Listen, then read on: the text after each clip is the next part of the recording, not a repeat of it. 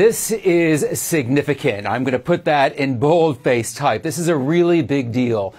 These tariffs, these 34% tariffs on... Serikali ya China imetangaza hatua kali za kulipiza kisasi dhidi ya Marekani kwa kuongeza ushuru wa hadi 34% kwa bidhaa zote kutoka Marekani kuanza Aprili 10, 2025, ikiwa ni majibu ya uamuzi wa Rais wa Marekani Donald Trump kwa kupandisha ushuru dhidi ya bidhaa za Kichina.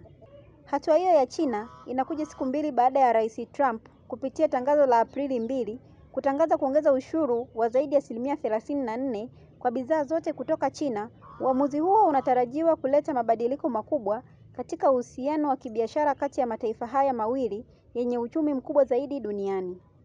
Katika taarifa rasmi, tume ya ushuru ya baraza la serikali ya China imesema kuwa jitihada hii ya Marekani si halali kwa mujibu wa sheria za kimataifa za biashara, inakiuka haki za maslahi halali ya China na ni mfano wa tabia za kimonopolisti za kujivuna. Uhusiano wa kibiashara waingia katika mgogoro mkubwa tangu kurudi madarakani mwezi Januari 2025. Rais Trump ameongeza ushuru wa 10% kwa bidhaa zote kutoka China, akisema ni hatua ya kudhibiti uingizwaji wa fentanyl haramu kutoka China.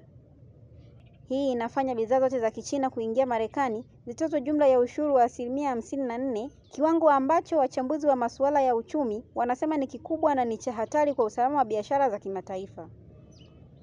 Ushuru huo mkubwa unatarajiwa kuathiri biashara takriban dola trilioni 0.5 kati ya mataifa haya mawili na kuleta mgogoro mkubwa baada ya miongo kadhaa ya ushirikiano wa karibu wa kibiashara. China yaongeza masharti ya kampuni za Kimarekani. Katika hatua za kulipiza kisasi, China pia imeongeza kampuni 11 za Kimarekani katika orodha ya kampuni zisizoaminika, ikiwa ni pamoja na watengenezaji wa ndege zisizo na rubani drone, huku ikitangaza kudhibiti usafirishaji wa bidhaa. Wakati huo huo, Wizara ya Biashara ya China imetangaza kuanzisha uchunguzi dhidi ya bidhaa za vifaa vya CT X-ray kutoka Marekani na India, ikishuku kuwa zinauzwa chini ya bei halisi ya soko, hali inayoweza kudhuru viwanda vya ndani vya China. Mvutano huo waongezeka huku dunia ikifuatilia kwa ukaribu. Hatua hizi zimeibua wasiwasi mkubwa katika masoko ya fedha duniani, huku wachambuzi wakionywa kuwa vita ya kibiashara kati ya China na Marekani vinaweza kuathiri uchumi wa dunia kwa ujumla, hasa kwa nchi zinazotegemea usafirishaji wa bidhaa kati ya pande hizo mbili. Endelea kufuatilia Mwananchi Digital kupata updates mbalimbali. Friday evening here in Beijing really talks about the weight of all of this.